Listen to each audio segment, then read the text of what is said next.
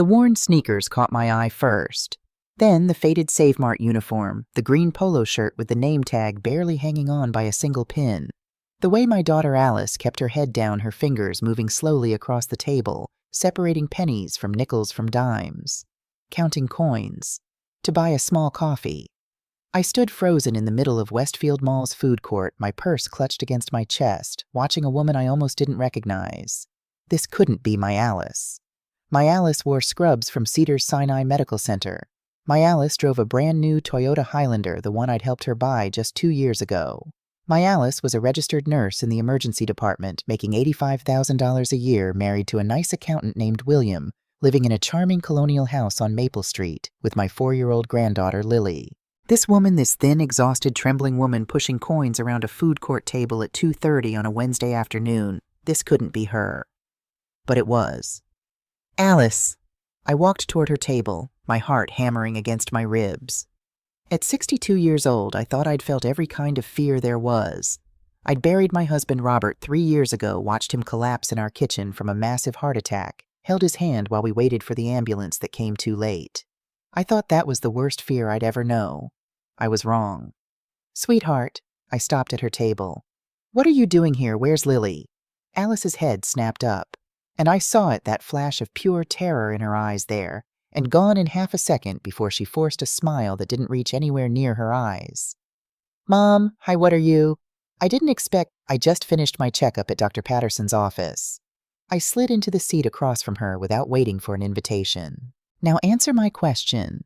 Where is my granddaughter? She's with William and Barbara. Alice's eyes darted toward the mall entrance, then back to me. They took her to the park. On your day off, why aren't you with them? I had errands. Errands. I looked pointedly at the small pile of coins on the table. Alice, where's your car? Her smile faltered. William's been using it. His truck broke down last month and... For a month you've been without a car for a month. I kept my voice steady, but my hands were shaking under the table. How have you been getting around? The bus. It's really not a big deal, Mom. Saves on gas. I reached across the table and grabbed her wrist. Her bones felt like a bird's. Thin, fragile, wrong. Alice Marie Mitchell. I used her maiden name deliberately. Look at me. She did. And up close it was even worse than I'd feared. The dark circles under her eyes could have been drawn with charcoal. Her cheekbones jutted out sharply. She'd lost at least 15 pounds since I'd seen her 2 months ago at Lily's dance recital. Her hair, once thick and shiny, was pulled back in a greasy ponytail, and her hand, still trapped under mine, was ice cold despite the warm November California sun streaming through the skylights. Tell me what's happening. Nothing's happening. She tried to pull away. Everything's fine. I really need to go. I have to catch the 3:15 bus. I'll drive you. No. The word exploded out of her, sharp and panicked. Then softer.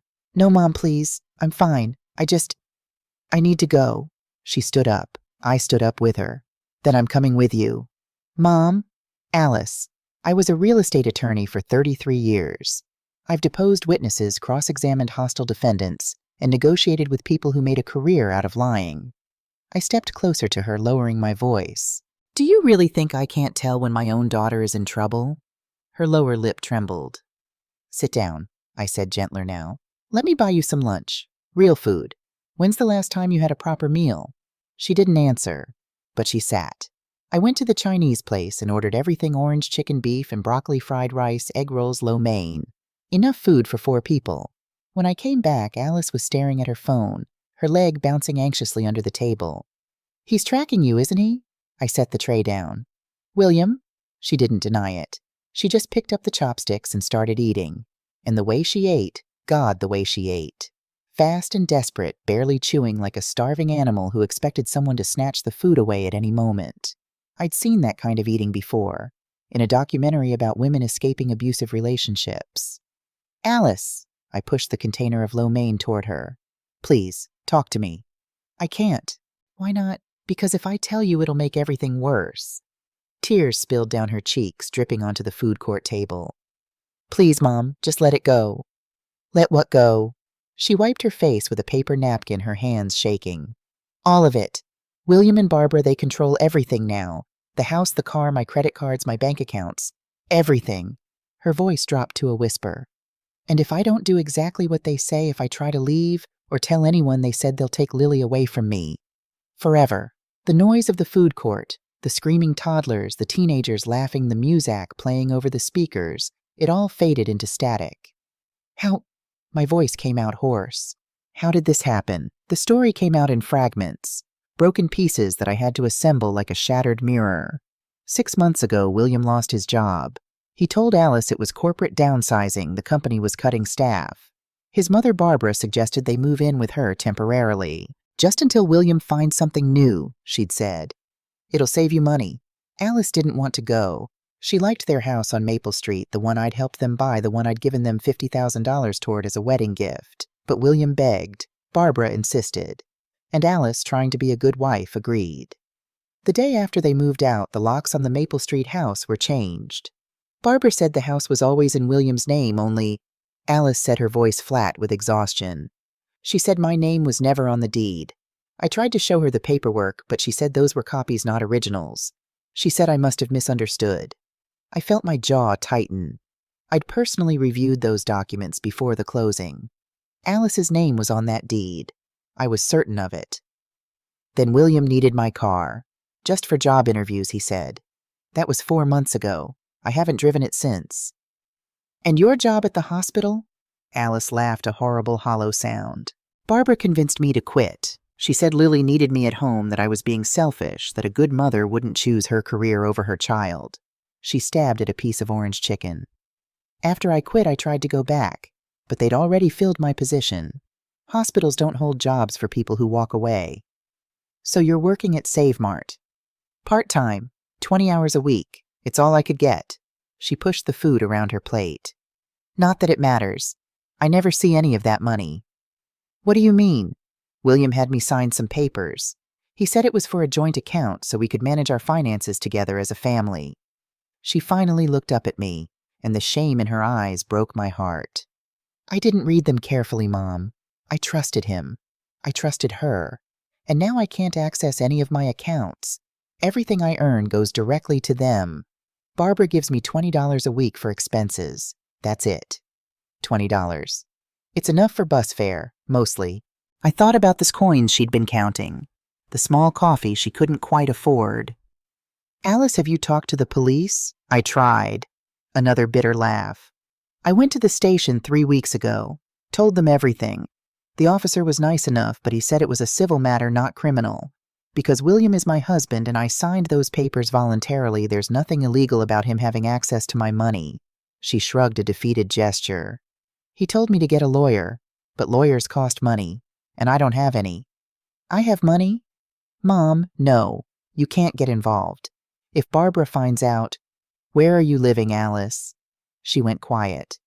You said you moved in with Barbara, but you're not living in her house, are you? Still quiet. Alice, where do you sleep at night?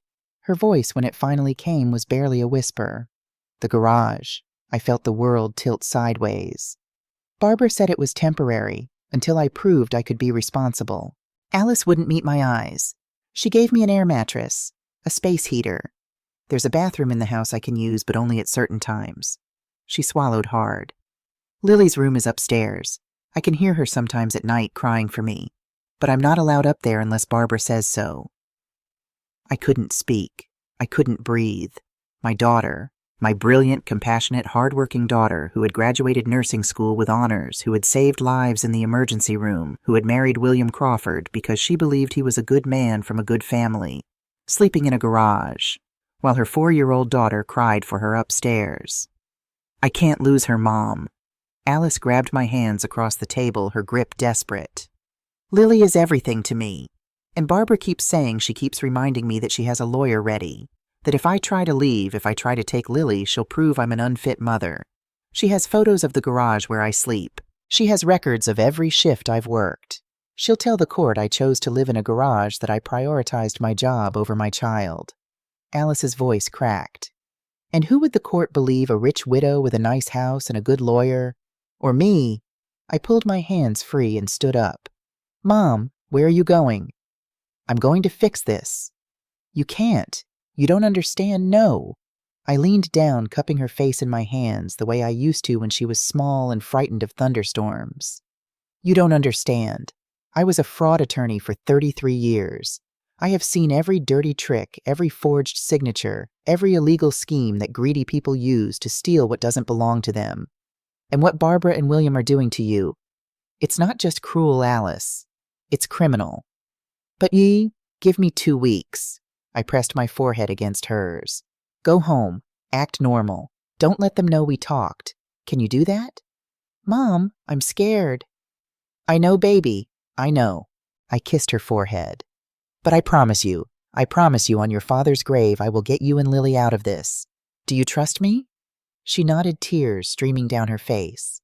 Then go catch your bus and wait for my call.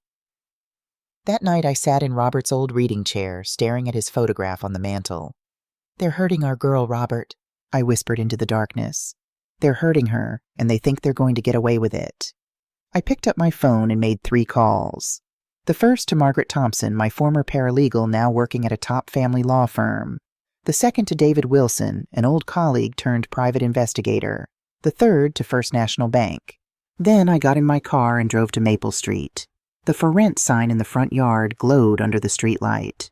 I took photographs. Then I drove to Barbara Crawford's neighborhood, the one with the manicured lawns and the expensive cars in every driveway. I parked down the street from her house, and I waited. At 8:15 p.m., the garage door opened. There was my daughter, sitting alone on an air mattress, eating a sandwich out of a paper bag, in a cold cement garage, while the lights of the main house blazed warm and bright behind her. I filmed everything, and I made myself a promise.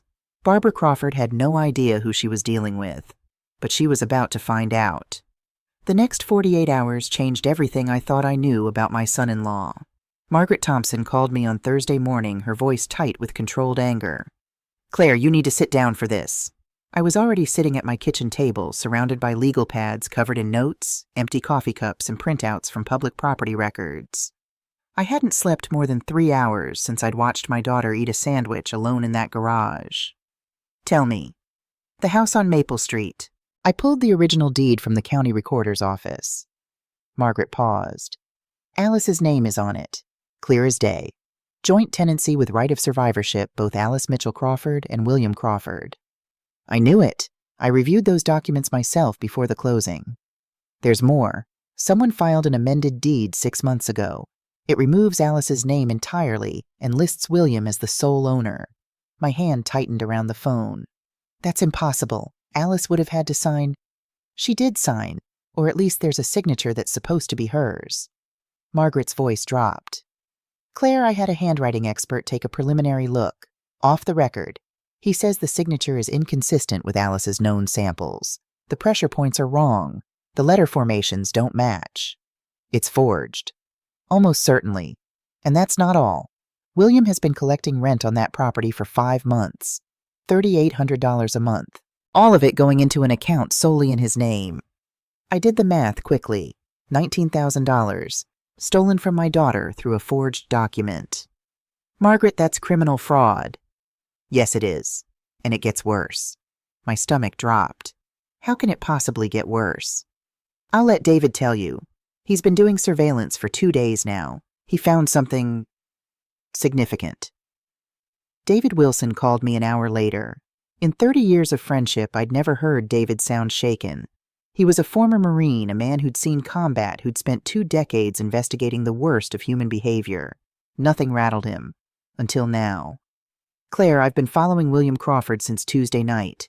He told his wife and mother he was going to job interviews. He wasn't. Where was he going? Koreatown. There's a building on Western Avenue, looks like a restaurant from the outside, but there's a back room. Illegal gambling operation. High-stakes poker sports betting the works. I closed my eyes. How much? I've got a source inside. Says William Crawford has been a regular for over 2 years. He's in deep, Claire. Really deep. David paused. My source estimates his current debt at around $80,000. $80,000. That's why he lost his job, I said slowly, the pieces clicking into place. He wasn't laid off, he was fired. Correct. I contacted a former employee at his company off the record. William was terminated for using company equipment to access online gambling sites during work hours. They caught him placing bets from his office computer. I thought about my daughter counting coins for coffee. My daughter sleeping on an air mattress in a garage. My daughter signing papers she didn't understand because she trusted her husband. He's not just controlling her, I said. He's using her. Everything Alice earns the rent money from the house, it's all going to pay his gambling debts. That's what it looks like. And Barbara, what's her role in this? That's where it gets complicated. David's voice hardened. I managed to get access to some documents from Barbara Crawford's home. Don't ask me how you don't want to know. But Claire, you need to see these. He sent the files to my email. I opened them. And for the first time since Robert died, I felt genuine fear. The first document was a 50-page dossier on Alice. Photographs of her sleeping in the garage taken by Barbara, time-stamped and dated. A handwritten journal documenting Alice's supposed failures as a mother left Lily crying for 20 minutes while she was on her phone. Forgot to pack Lily's lunch for school. Came home late from work again. Every entry was fabricated or wildly exaggerated. I knew my daughter. I knew how much she loved Lily. The second document was a letter from Thomas Reed, a family law attorney known in legal circles for his brutal take-no-prisoners approach to custody battles. The letter outlined a strategy if Alice ever tried to leave or fight for custody. They would use this dossier to prove she was an unfit mother. They would argue that Alice had voluntarily chosen to live in the garage. They would paint her as mentally unstable, financially irresponsible, neglectful. But it was the third document that stopped my heart. A last will and testament. In Alice's name, leaving all her assets, including her share of any marital property, to William Crawford. In the event of her death, I read it 3 times hoping I was misunderstanding, hoping it was something innocent. But the signature at the bottom was unmistakably forged the same inconsistent handwriting as the amended deed. And the date was recent. 3 months ago. Barbara Crawford wasn't just trying to control my daughter. She was preparing for a future where Alice didn't exist. I called Catherine Park, the family law attorney Margaret had recommended, and told her everything. Mrs. Mitchell, Catherine said when I finished, in 20 years of practice, I've seen a lot of ugly custody cases. But this is something else entirely. This isn't just financial abuse or coercive control. This is premeditated, I finished. They're building a case to destroy her. And that will suggest they're planning for something worse than divorce. Catherine's voice was grim. We need to move fast. I can file for an emergency protective order and temporary custody tomorrow. With the evidence, you have the forged signatures, the financial fraud, the living conditions, any judge will grant it. How fast can we get Alice and Lily out of that house? If we file tomorrow morning, we could have a hearing by Friday. Maybe sooner if I can convince the judge this is urgent. It's urgent. I'm certain of it. Then start praying, Mrs. Mitchell. Because we're going to war. I couldn't wait until Friday. Something in my gut, the same instinct that had served me through 3 decades of legal battles, told me that Alice and Lily were in immediate danger. Barbara had to know that her scheme was fragile. If she suspected anyone was investigating, if she felt her control slipping. I called Alice that night. Mom, her voice was a whisper. I can't talk long. Barbara checks my phone. I know, sweetheart, I'll be quick. Has anything changed? Is Barbara acting differently? A pause. She's been strange, agitated. She had a long phone call with someone today. I think it was her lawyer. And she's been packing some of Lily's things. She said something about visiting her sister in Arizona. My blood ran cold. When she mentioned this weekend, Mom, what's going on? Alice, listen to me very carefully. Do not let them take Lily anywhere. Do you understand? If they try to leave with her, call me immediately. Call 911. Do whatever you have to do. Mom, you're scaring me. Good. You should be scared. But I promise you help is coming. Just hold on a little longer. I hung up and called Catherine. They're planning to run, I said. Barbara has a sister in Arizona. She's going to take Lily across state lines. If she does that before we have a custody order, it becomes a jurisdictional nightmare. It could take months to get Lily back. Catherine swore under her breath. We need to accelerate. I'm calling the judge tonight. And I'm calling the police. The next 18 hours were a blur of phone calls, emergency motions, and legal maneuvering. Catherine worked through the night, pulling every string she had. I sat by my phone watching the clock, praying that Barbara wouldn't move before we were ready. At 4:47 p.m. on Thursday, Catherine called. "We got it. Emergency protective order, temporary custody to Alice effective immediately." Her voice was triumphant but tense. "The judge also granted a law enforcement assist. Claire, we can go get them right now." "I'm already in my car." I met Catherine and 2 police officers outside Barbara Crawford's house at 5:30 p.m.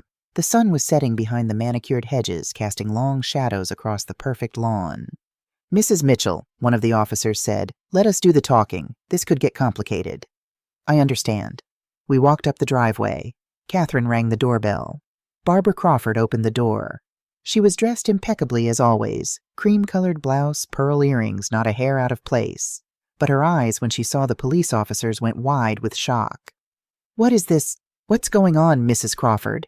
Catherine stepped forward, holding out the court documents. "I'm Catherine Park, attorney for Alice Mitchell Crawford. I have here an emergency protective order from the Los Angeles County Superior Court granting my client immediate temporary custody of her daughter, Lily Crawford. We're here to execute that order."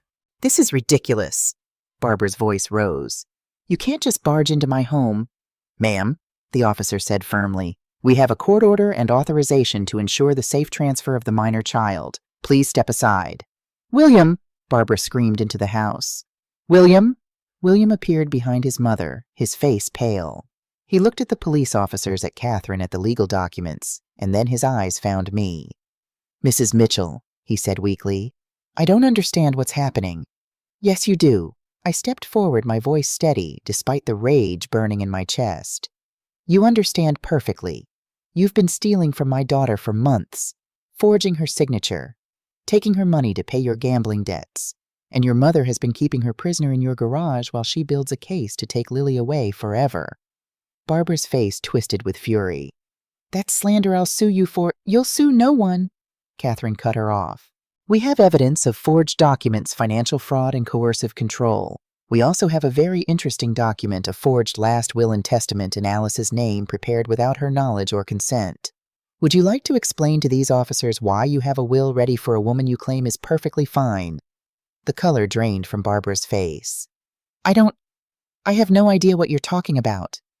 "Then you won't mind if the district attorney takes a look." The garage door opened. Alice stumbled out, still in her Save Mart uniform, her eyes wild with confusion and hope. "Mom, what's happening?"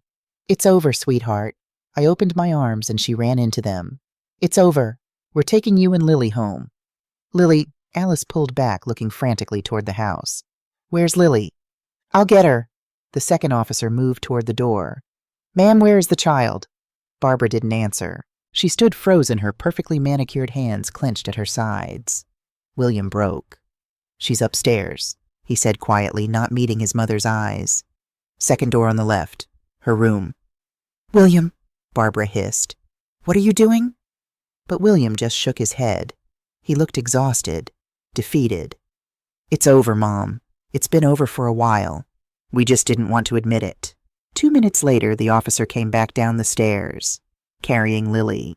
My granddaughter, 4 years old, curly brown hair, clutching a stuffed rabbit, looked around at all the adults with wide, frightened eyes. Then she saw Alice. "Mommy!" Alice ran forward and grabbed her daughter, holding her so tight I thought they might fuse together. Lily buried her face in her mother's neck, sobbing. "Mommy, don't leave again. Please don't leave." "Never."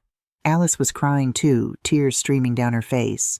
"Mommy's never leaving you again. I promise, I promise." I turned to Barbara Crawford. She stood in her doorway, perfectly dressed, perfectly groomed, and utterly destroyed. Her scheme had crumbled. Her control was gone, and the granddaughter she'd tried to steal was walking away in her mother's arms. "This isn't over," Barbara said, her voice shaking with rage. "I'll fight this. I have lawyers. I have resources. You think you've won, but Mrs. Crawford." I stepped close to her, close enough to see the fear beneath her fury. "I was a fraud attorney for 33 years. I have exposed criminals far smarter and far more dangerous than you. And right now I have enough evidence to put you and your son in prison for forgery, fraud, and conspiracy." I leaned even closer. "If you ever come near my daughter or my granddaughter again, I won't just destroy you in court. I will make it my life's mission to ensure you spend your remaining years in a cell. Do you understand me?" Barbara said nothing, but I saw the answer in her eyes. She understood.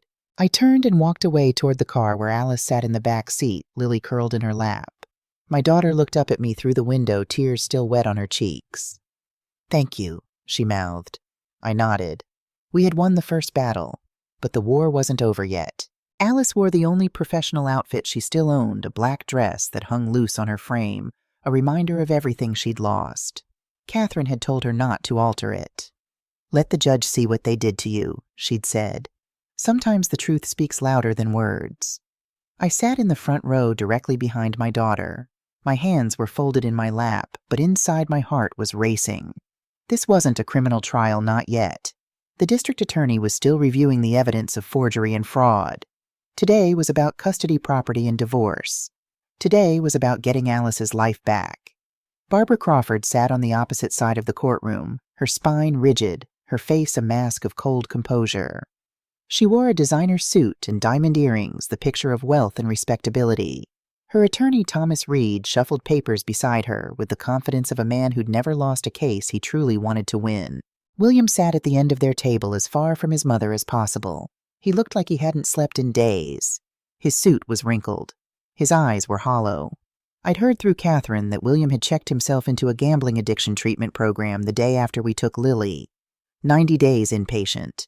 He'd left after only 1 week, claiming he needed to be present for the court proceedings. I didn't know what to make of that. I didn't know what to make of him at all anymore. Judge Eleanor Reeves entered the courtroom, and we all rose. She was 60 years old, silver-haired, known throughout the legal community as fair but merciless when it came to people who tried to manipulate her court. "Be seated," she said, settling into her chair. "We're here today for the matter of Crawford versus Crawford. I've reviewed the preliminary filings and the emergency orders already in place. Ms. Park, you may proceed." Catherine stood. "Thank you, Your Honor. We intend to demonstrate that my client, Alice Mitchell Crawford, has been the victim of systematic financial abuse, coercive control, and fraud perpetrated by her husband, William Crawford, and his mother, Barbara Crawford. We will present evidence of forged legal documents, stolen marital assets, and deliberate parental alienation." Thomas Reed was on his feet before Catherine finished. "Your Honor, these are serious allegations with no credible foundation. My clients are a loving family who—" "Mr. Reed," Judge Reeves held up a hand. "You'll have your turn. Sit down." Reed sat. Barbara's jaw tightened almost imperceptibly. Catherine presented our case methodically, piece by piece. First, the property records. The original deed showing Alice's name. The amended deed with the forged signature. The handwriting expert's report confirming the forgery. Second, the financial records. Alice's paychecks deposited into an account she couldn't access. The rental income from the Maple Street house, $19,000 over 5 months, flowing into William's personal account. The $20 a week Barbara allowed Alice for expenses. Third, the living conditions. Photographs of the garage where Alice slept. The air mattress. The space heater. Video footage of Alice eating alone while the main house blazed with light. Fourth, the recordings. Barbara telling 4-year-old Lily that her mother didn't love her anymore. Barbara searching through Alice's belongings and confiscating the $40 she'd hidden. Judge Reeves watched everything in silence, but I saw her expression harden with each piece of evidence. I saw her eyes flick toward Barbara with growing contempt. Finally, Catherine presented the last document. "Your Honor, this is a last will and testament purportedly signed by my client 3 months ago. It leaves all of Alice's assets to William Crawford in the event of her death." Catherine paused. "My client did not sign this document. She had no knowledge of its existence until our investigation uncovered it. Handwriting analysis confirms the signature is forged the same hand that forged the property deed." The courtroom went silent. Judge Reeves leaned forward. "Ms. Park, are you suggesting that the respondents created a fraudulent will for your client without her knowledge?" "Yes, Your Honor, and we believe the implications of that document speak for themselves." Reed jumped up again. "This is outrageous speculation. There's no evidence my client's—" "Mr. Reed." Judge Reeves' voice could have frozen water. "I've warned you once. Interrupt again and I'll hold you in contempt." She turned to Barbara. "Mrs. Crawford, can you explain why this document was found in your home?" Barbara's composure cracked just slightly. I have no idea how it got there. Someone must have planted it. That woman, she pointed at me, she's been trying to destroy our family from the beginning. I see. Judge Reeves made a note. Mr. Reed, call your first witness. Reed called Barbara to the stand. She performed beautifully the concerned mother-in-law, the devoted grandmother, the victim of a vindictive ex-in-law. She claimed Alice had chosen to live in the garage. She claimed Alice had willingly signed over her financial accounts. She claimed everything had been done out of love and concern for Lily's welfare. Catherine's cross-examination was surgical. Mrs. Crawford, you stated that Alice chose to live in your garage. Is that correct? Yes. She wanted her own space. Her own space, in a cement garage, with an air mattress and a space heater, while her 4-year-old daughter slept in a bedroom upstairs. She could have come inside any time she wanted. Could she? We have video footage of you telling Alice she was not allowed in the main house after 8 p.m. Would you like me to play it for the court? Barbara's face went pale. That was taken out of context. I see. Let me ask you about the forged deed. Your son William filed an amended property deed removing Alice's name. Did you know about this? I had nothing to do with that. Nothing, even though the document was notarized at a notary office 2 blocks from your home. Even though the witness signature belongs to your housekeeper, Rosa Martinez. Barbara's mouth opened then closed. Mrs. Crawford, let me be direct. Did you instruct your son to forge his wife's signature in order to steal her share of their marital home? Absolutely not. Did you create a false dossier documenting fabricated instances of Alice being an unfit mother? Those were real observations. Did you forge a last will and testament in Alice's name, leaving everything to your son in anticipation of something happening to her? That's insane. I would never, Your Honor. A new voice cut through the courtroom. Everyone turned. William Crawford was standing. Your Honor, I need to say something. Reed grabbed his arm. William, sit down. Don't say anything. But William shook him off. His face was ashen, but his voice was steady. I want to testify. Against my mother. The courtroom erupted. Judge Reeves banged her gavel. Order, order in this court. She fixed William with a hard stare. Mr. Crawford, do you understand what you're saying? You're asking to testify against your co-respondent. This could have serious legal implications for you. I understand. William's voice cracked. But I can't do this anymore. I can't keep lying. Barbara grabbed his arm. William, don't you dare. Mom, stop. He pulled away from her. It's over. It's been over. And I'm tired of pretending. Judge Reeves nodded slowly. Very well. Mr. Crawford, take the stand. What followed was the most extraordinary testimony I'd ever witnessed in a courtroom. William confessed everything. The gambling addiction that had consumed him for 3 years. The $80,000 in debt that he couldn't pay. The day his mother discovered his secret and offered him a deal she would pay his debts, but only if he gave her control over his family's finances. Mom said Alice was the problem. William said, his voice hollow. She said Alice was too independent, too stubborn. She said if we could just manage her, everything would be fine. And the forged documents, Catherine asked gently. The deed, the will. Mom did those, or had them done. I didn't know about the will until the police came. His hands were shaking. I swear to God I didn't know about the will. When I saw it, I realized what she was planning. And I couldn't. He broke down. I loved Alice, he said through his tears. I still love her. I was weak and I was stupid and I let my mother turn me into a monster. But I never wanted her dead. I never wanted any of this. He looked across the courtroom at Alice. I'm sorry, he said. I know it doesn't mean anything. I know I can never make this right, but I'm sorry. Alice didn't respond. She just sat there, tears streaming silently down her face. Judge Reeves adjourned for 30 minutes. When she returned, her face was stone. I've heard enough, she said. In 30 years on the bench, I have rarely seen such a clear case of deliberate systematic abuse. Mrs. Crawford, you have orchestrated a campaign of financial exploitation, emotional manipulation, and fraud against your daughter-in-law. You have alienated a child from her mother. You have forged legal documents. And you have created evidence suggesting you were preparing for your daughter-in-law's death. Barbara was pale as chalk. My ruling is as follows. Full legal and physical custody of Lily Crawford is awarded to Alice Mitchell Crawford effective immediately. William Crawford is granted supervised visitation twice monthly contingent on completion of a gambling addiction treatment program and parenting classes. She turned to Barbara. Mrs. Crawford, you are hereby prohibited from any contact with Alice Mitchell Crawford or Lily Crawford for a period of 5 years. Any violation will result in immediate arrest. Barbara stood up. You can't do this. I have rights. Lily is my granddaughter. You have the right to appeal. I suggest you exercise it quietly. Judge Reeves's voice was ice. Furthermore, I am referring all evidence of forgery, fraud, and conspiracy to the district attorney's office for criminal prosecution. Both of you. She banged her gavel. Court is adjourned.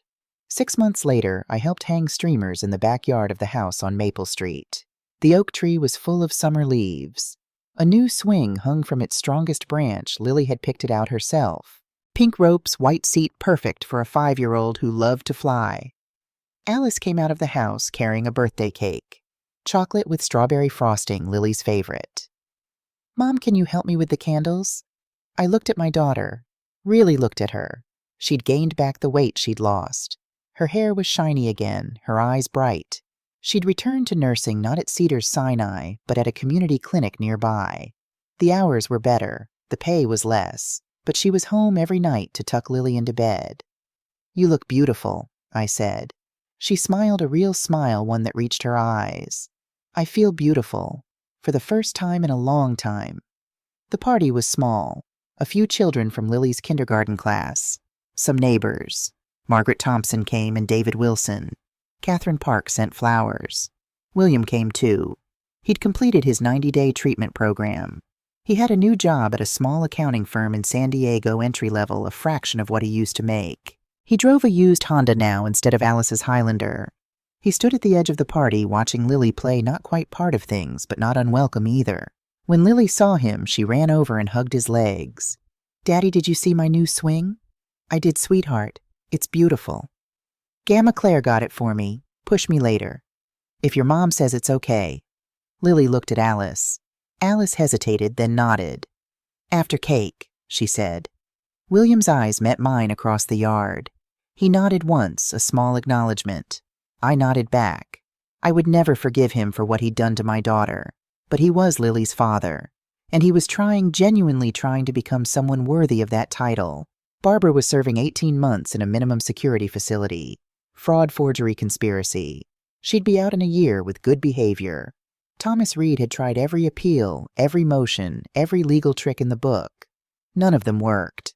As the sun set and the children went home, I sat on the new swing with Lily in my lap.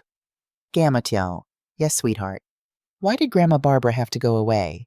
I thought carefully about my answer. Because she made some very bad choices, honey. She hurt your mommy, and when you hurt people, there are consequences. Lily considered this. Is Mommy okay now? I looked across the yard at Alice, who was laughing at something one of the neighbors had said. She looked healthy, happy, whole. Yes, baby, Mommy is okay now. Because you helped her. I helped a little, but your mommy is very strong. She saved herself. Lily snuggled closer. I love you, Gamma. I love you too, sweetheart, more than all the stars in the sky. Later that night, after everyone had gone home and Lily was asleep in her princess bed, Alice called me. Mom. Yes, honey. Thank you. Her voice was thick with emotion. For everything. For believing me. For fighting for me. For not giving up. That's what mothers do, I said. We fight for our children. Always. I know, she paused. I'm going to be that kind of mother too. For Lily. No matter what. You already are, sweetheart. You already are. I hung up and sat in the darkness of my living room looking at Robert's photograph. We did it, I told him. Our girl is safe. Our granddaughter is happy. And that woman will never hurt them again. The photograph didn't answer, but I could have sworn I saw Robert smile. Family isn't just about blood. It's about showing up when someone needs you. It's about fighting for each other when the world tries to tear you apart. It's about standing in the gap when someone you love can't stand for themselves. Barbara Crawford forgot that. She thought power and control were the same as love. She was wrong. And my daughter, my brave, beautiful, resilient daughter, had proven it.